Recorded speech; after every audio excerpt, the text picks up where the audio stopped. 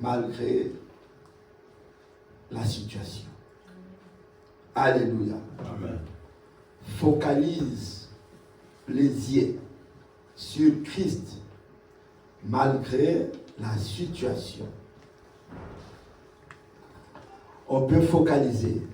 Qui dit focaliser, ça veut aussi dire garder les yeux sur Christ. On peut garder les yeux sur une personne. De même, on peut aussi garder les yeux sur Christ. On peut aussi garder les yeux sur le monde.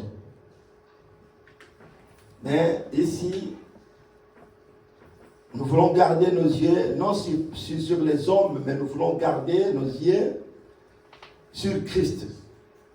Qui dit focaliser, c'est porter l'attention. Alléluia. Amen. Alléluia. Amen.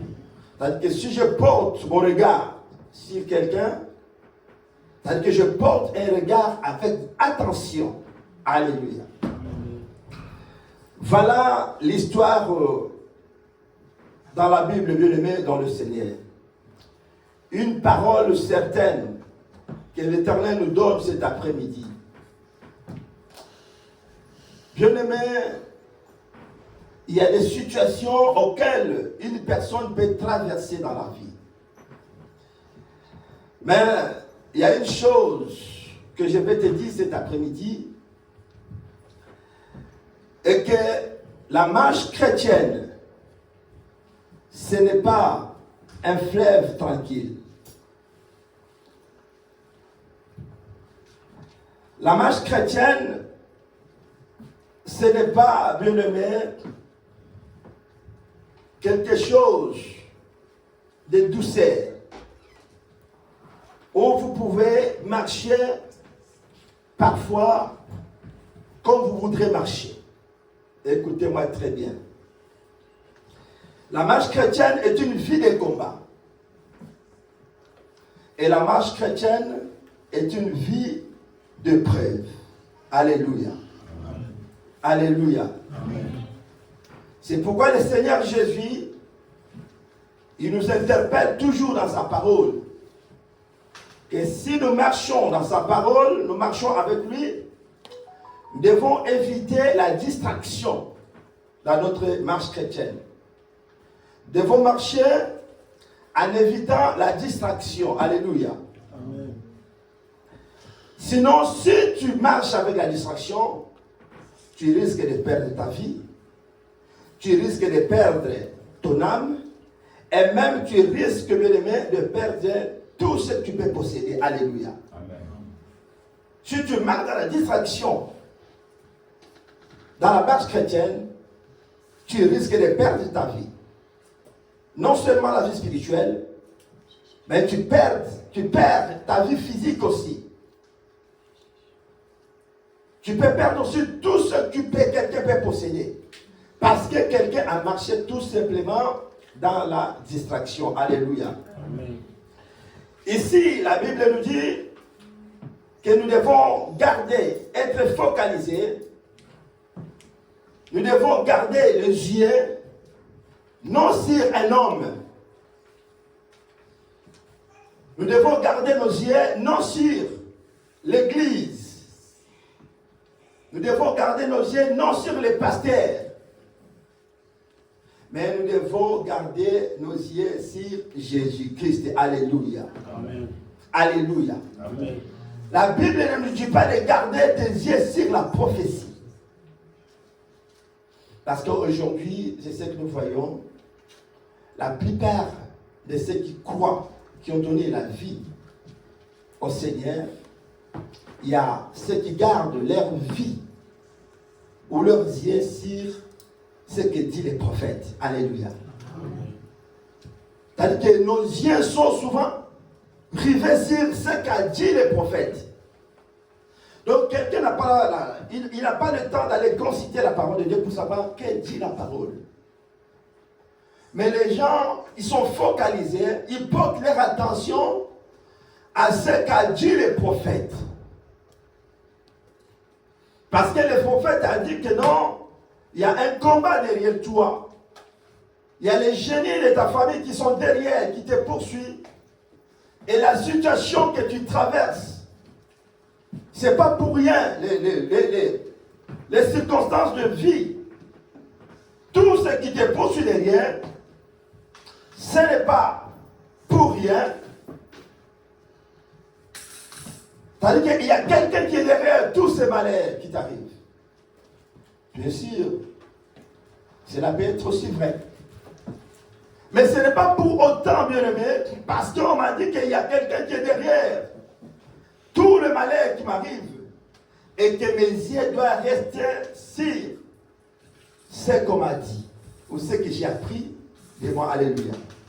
La Bible dit, le malheur atteint souvent les justes, mais l'Éternel en délivre toujours.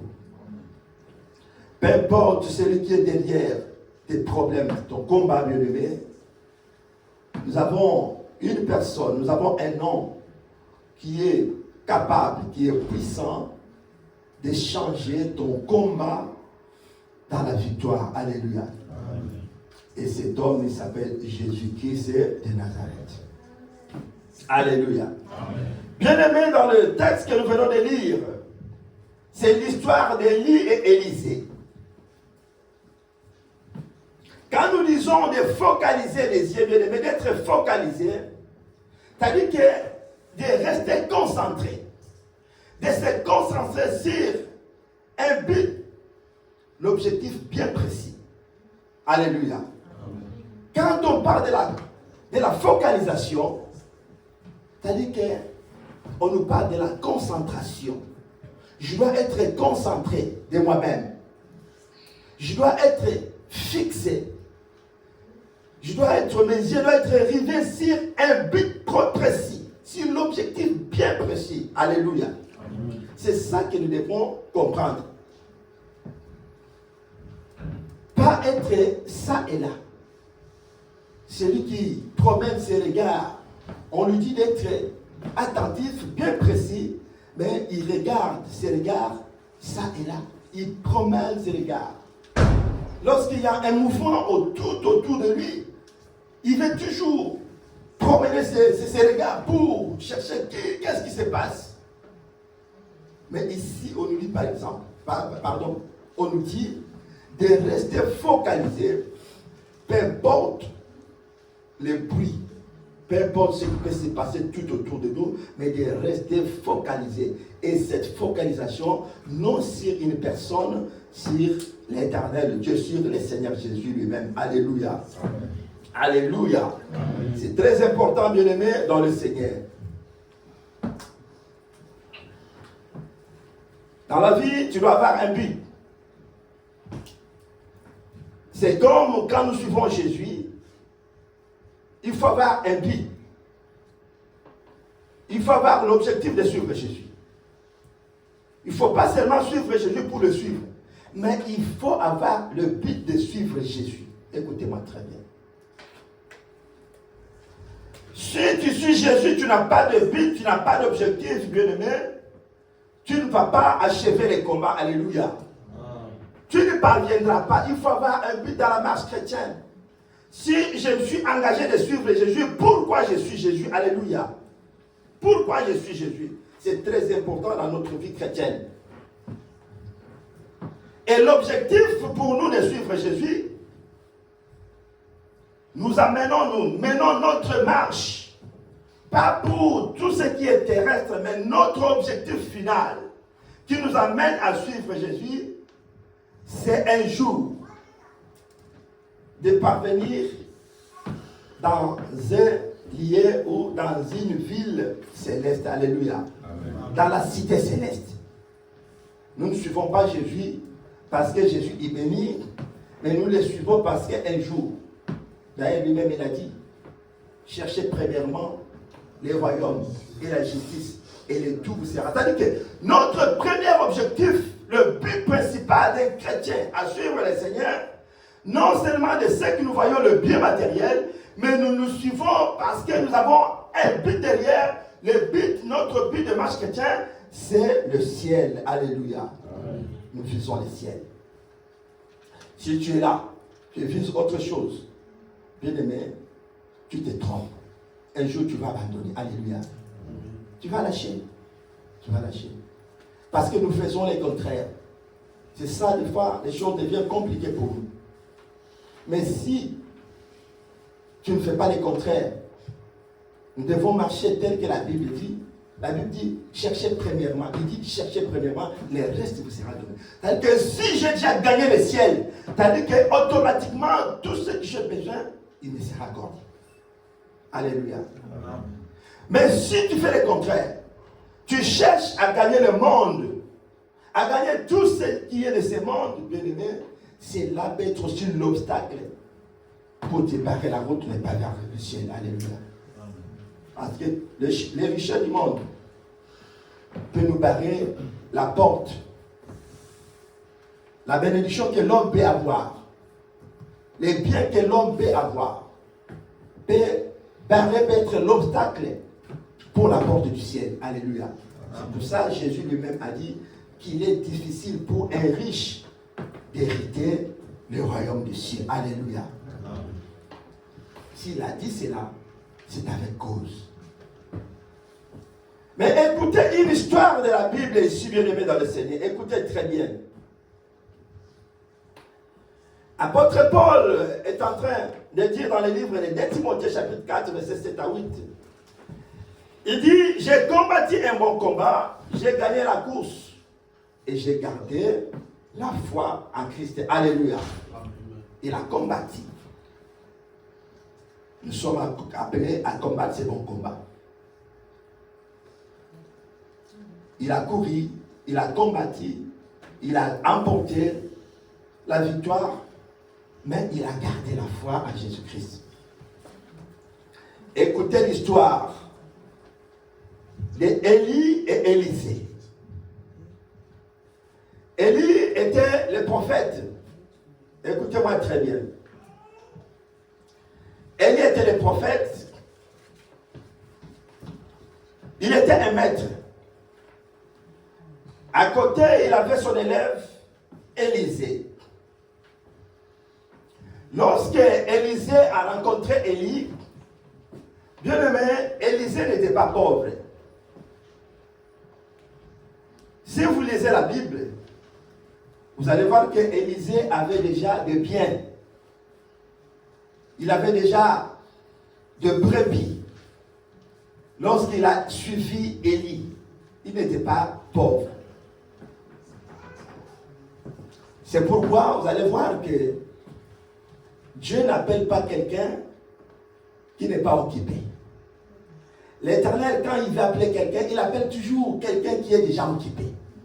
Parce que si tu n'es pas occupé, tu ne comprendras pas la grandeur du ministère de Dieu.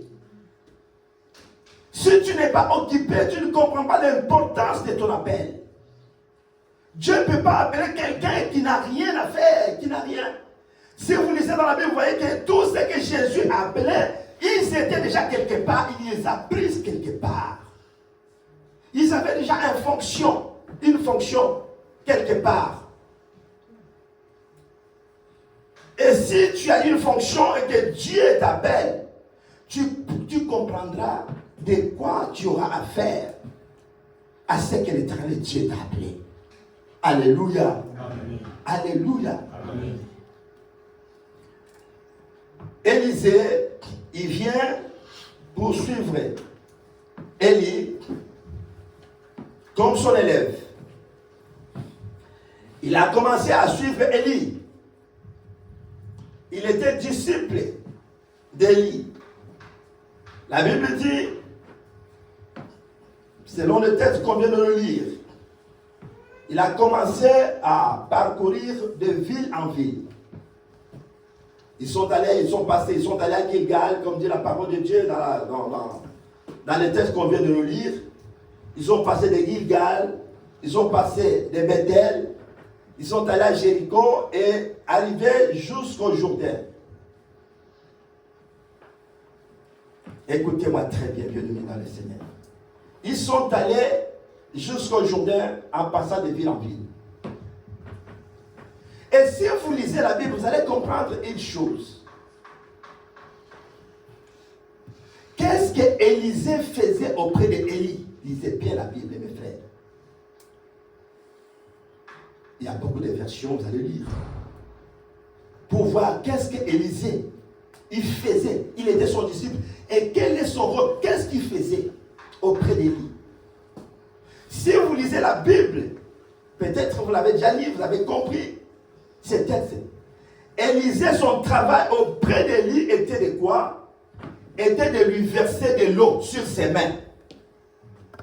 Est-ce que vous comprenez? Amen. Si je vais manger, je mets mes mains comme ça, toi tu me verses, je vais me laver mes mains pour aller manger. Était de verser de l'eau sur les mains de son maître, de son maître Élie. De verser de l'eau sur les mains d'Élisée.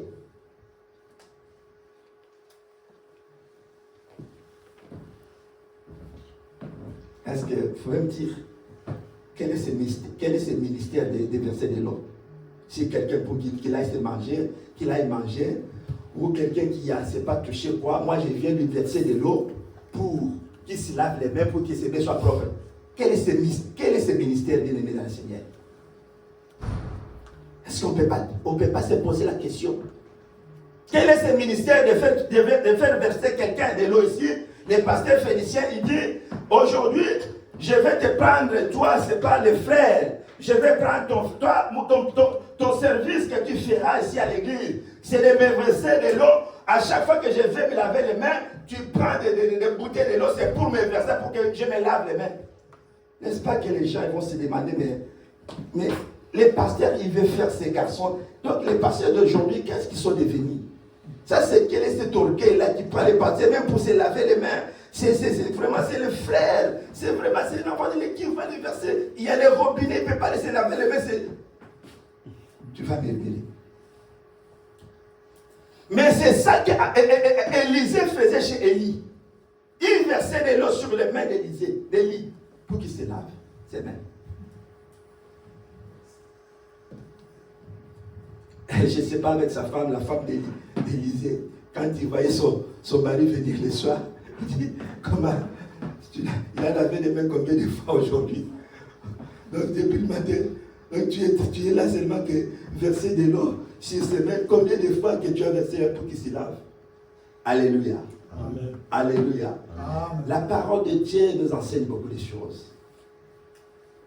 La Bible dit, l'humilité précède la gloire. Alléluia. L'humilité précède la gloire. Si tu veux suivre ou servir Dieu, la première des choses aussi, bien aimé, il faut que tu sois brisé. Alléluia. Amen. Si quelqu'un n'est pas humble, il ne peut pas servir Dieu. S'il n'y a pas l'humilité, tu ne peux pas servir Dieu si tu n'as pas l'humilité. Et tu ne peux pas monter les escaliers, être grand si tu n'es pas humble. Parce que dans le ministère, Dieu le met qu'il y a ce que Dieu va mettre une grâce.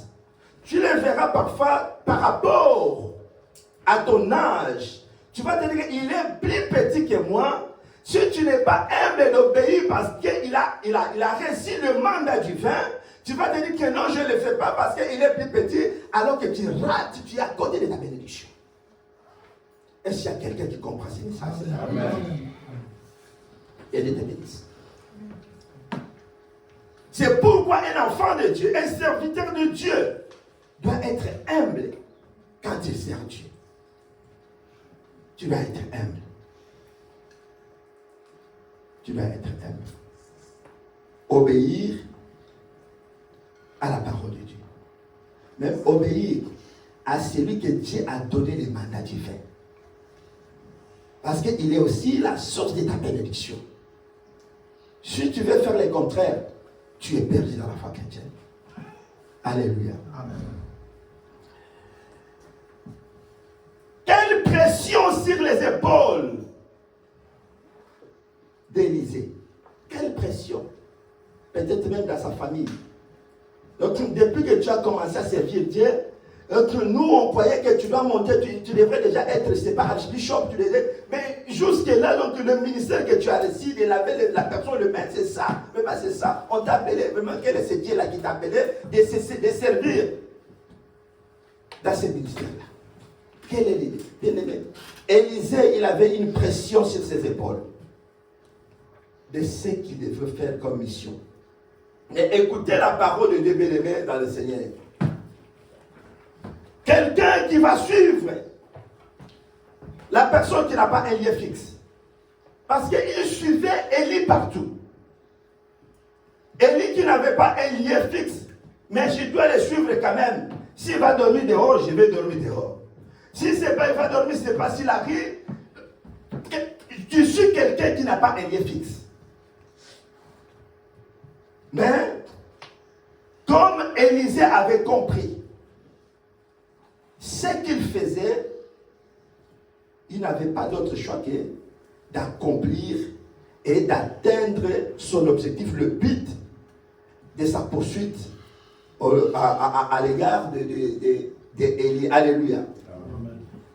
Bien-aimé dans le Seigneur, la Bible dit, Élie va révéler à Élisée. Ils ont passé des villes, comme je l'ai dit, Gilgal, Bethel, Jéricho. Ils arrivent vers le Jourdain. Ils traversent le Jourdain. Après avoir frappé le bateau, ils ont traversé Adé. Mais qu'est-ce qui va se passer? Élie, il va dire à Élisée, d'abord le fils des prophètes qui pouvait lui dire, non, tu sais que ton maître sera enlevé. Il leur dit, fermez vos bouches. Ce n'est pas votre problème. Moi, je sais ce que je poursuis. Ce n'est pas à vous de me dire, c'est parce que je sais. Parce qu'il y a certaines choses, il y a certaines personnes, ils suivent Jésus, ils veulent qu'on vienne de communiquer de lui des choses qu'il doit dire, mais lui-même, il ne sait pas pourquoi. Et si seulement la personne lui dit que non, tu sais ce qu'on est en train de faire pour. Il va abandonner même ce qu'il faisait là. Maintenant, il commence à regarder les autres, ce que les autres lui ont dit. Mais lui, il dit par contre, il dit quoi? Fermez vos bouches. Vous croyez que je ne sais pas? Je sais. Ce qui va m'arriver, je sais. Il traverse les Jourdain. Après le traverser, Élie, il va dire à Élisée, aujourd'hui, je serai enlevé. Aujourd'hui, tu ne me verras plus. Je serai enlevé. Demande-moi tout ce que tu veux avant que je puisse être enlevé. Qu'est-ce que tu veux que je fasse pour toi? Parce que je vais partir. Dans quelques instants, dans quelques minutes qui viennent, je serai enlevé. Tu vas demander, moi, dis-moi qu'est-ce que tu veux que je fasse pour toi. Et il regarde son maître.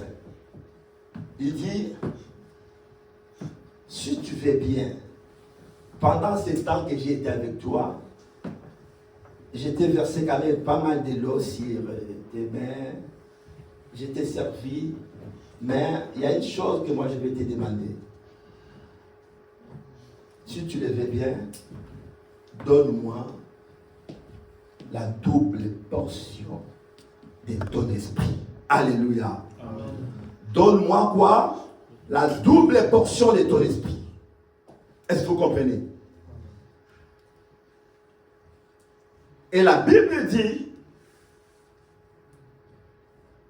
Élie n'a pas refusé la demande. Lisez bien la Bible. Il n'a pas refusé la demande de son disciple Élisée. Il n'a pas refusé. Il a dit par contre, tu me demandes quelque chose d'un peu difficile. Mais, écoute, ce que tu demandes est difficile. Je n'ai pas refusé ta demande. Mais sauf que ce que tu me demandes, si tu consens de rester avec moi, pendant que moi je serai enlevé, cela t'arrivera.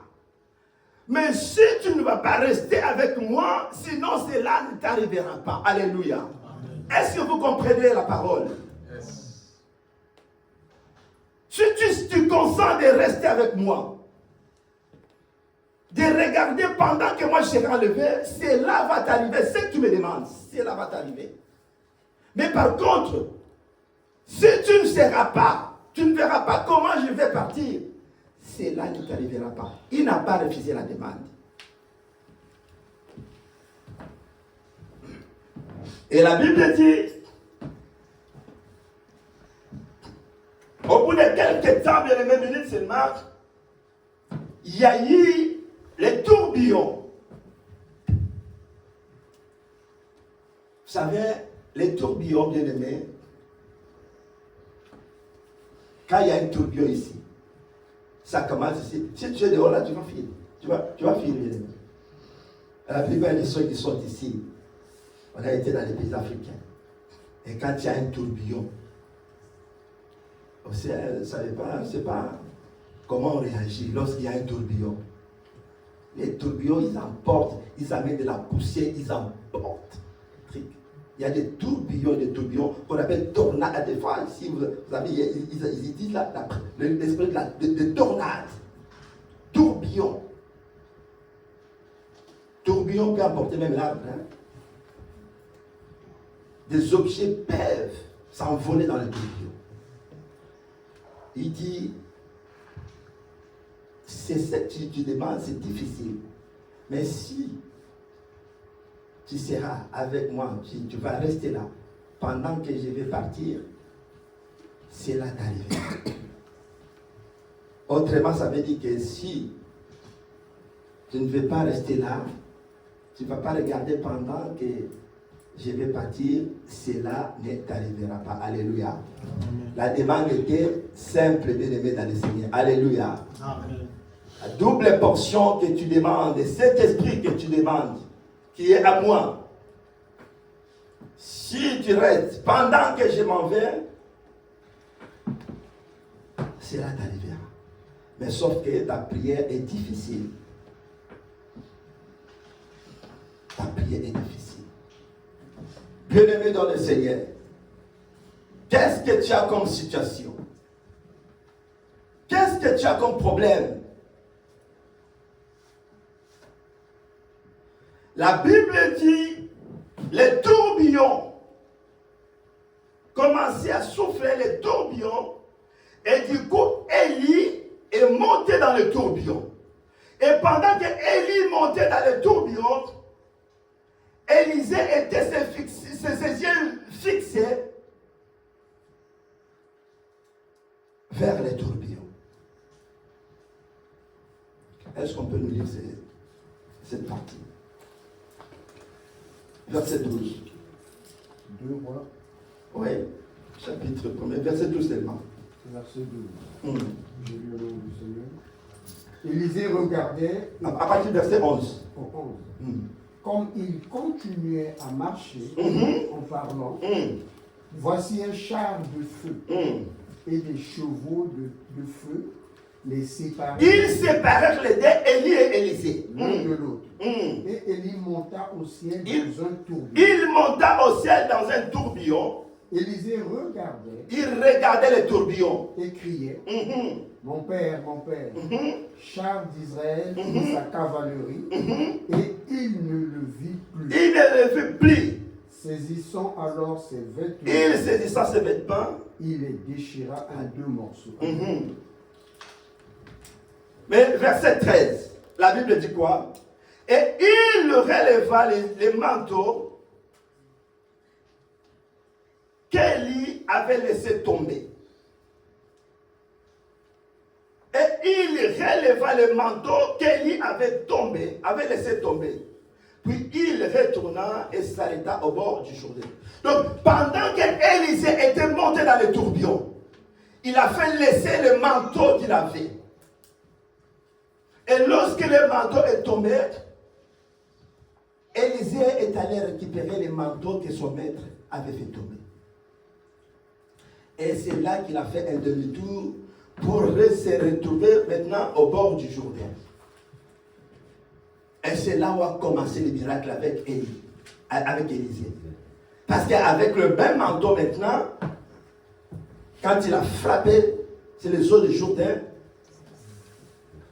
les eaux se sont séparées. Alléluia. Bien-aimé dans le Seigneur, Quel problème que tu as, quelle difficulté que tu as, quelle situation que tu traverses. Ton problème parce que tu problèmes les regards, ça et là. C'est là où il y a un problème.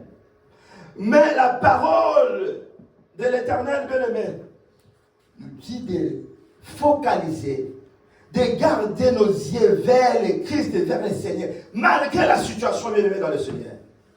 Peu importe le problème, la situation que tu traverses, qui t'arrive, que nos yeux soient focalisés, soient fixés vers le Seigneur. Vous savez, bien-aimé, quand il y a un tourbillon, les tourbillons apportent la poussière. Les tourbillons apportent beaucoup des objets qui peuvent être nocifs. Mais si vous regardez comme ça fait mal aux yeux. Quand vous regardez le tourbillon, ça fait mal aux yeux. Quand vous suivez Jésus bien-aimé dans le Seigneur, il y a des choses, des situations qui vont vous faire à des fois dans notre marche chrétienne, il y a des choses qui vont être difficiles, parfois qui vont nous faire du mal. Même à regarder comme ça, tu regardes la situation que tu traverses, tu as peur, ça te fait mal. Mais que cela ne te décourage pas d'abandonner.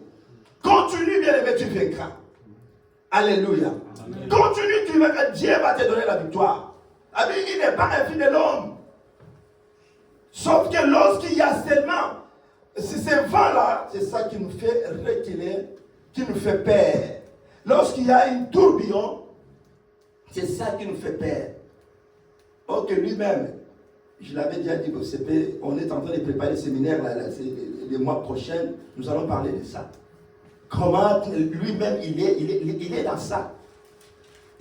C'est là, le tourbillon, les tempêtes, c'est son lit, c'est là où il est couché. C'est là où il baigne, bien-aimé dans le Seigneur.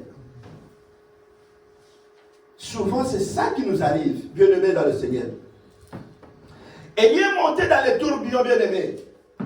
Les tourbillons qui amenaient des poussières, mais Élie est monté, mais Élisée a gardé ses yeux fixés vers les tourbillons pour voir comment le maître est tenté de partir.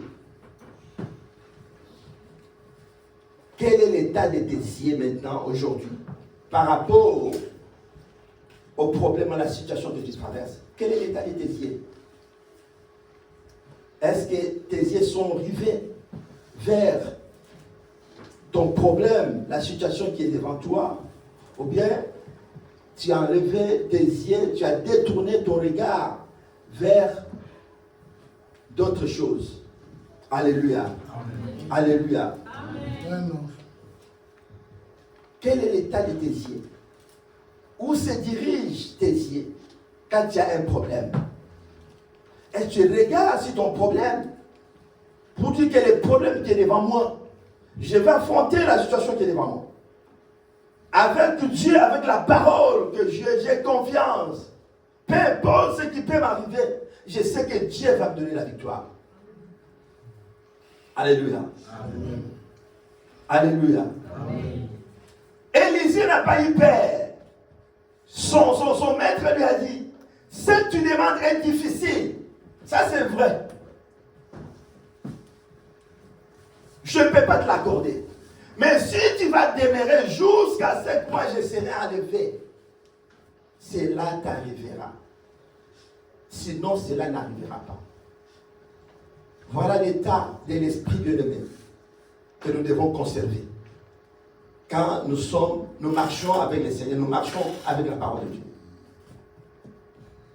C'est de tenir bon.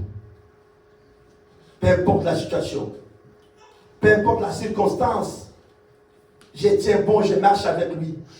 Tu fais ce qu'on dit, on appelle la résignation. Nous devons faire la résignation avec le Seigneur. Je vais m'engager, je vais faire ce qui arrive, c'est le Seigneur lui-même qui sait. Tu fais la résignation. Je vais aller jusqu'au bout. Ne lâche pas mon frère, ma soeur. Il ne faut pas lâcher. Que les gens viennent peut-être, est-ce que tu sais que ce n'est pas ton problème? On est venu dire à Élie, tu sais que ton maître va partir et tu vas rester seul. Tu n'auras pas la solution. Je dis, j'ai laissé tes vous. Fermez vos bouches. Ce n'est pas votre affaire. Vos paroles, d'ailleurs, ça ne vont rien changer dans ma vie. Dans tout ce qu'est-ce que cela va changer? Que les gens ne viennent pas les décourager. que non, emprunte une autre voie. Tu sais ta situation telle qu'elle est là, c'est un peu compliqué. Moi, je te dis, j'ai vécu la même situation avec toi. J'étais avec la même maladie. Ça a tué mon frère. Cette maladie amène toujours à la mort. Bien aimé, il n'y a pas une maladie qui amène à la mort. Jésus est la résurrection. Jésus est la guérison de toutes les maladies. Amen. Si son frère est décédé de cette maladie, toi, tu seras guéri de la même maladie. Amen. Alléluia. Amen. Si il te dit qu'il a échoué dans la même situation, bien-aimé, toi, tu vas réussir dans cette même situation, tu réussiras. Amen.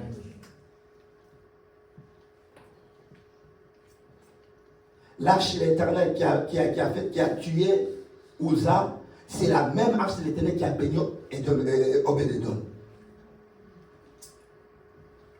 L'autre va mourir avec et l'autre sera béni avec. Amen. Alléluia. Amen. Cela dépend de la façon dont tu mets les choses.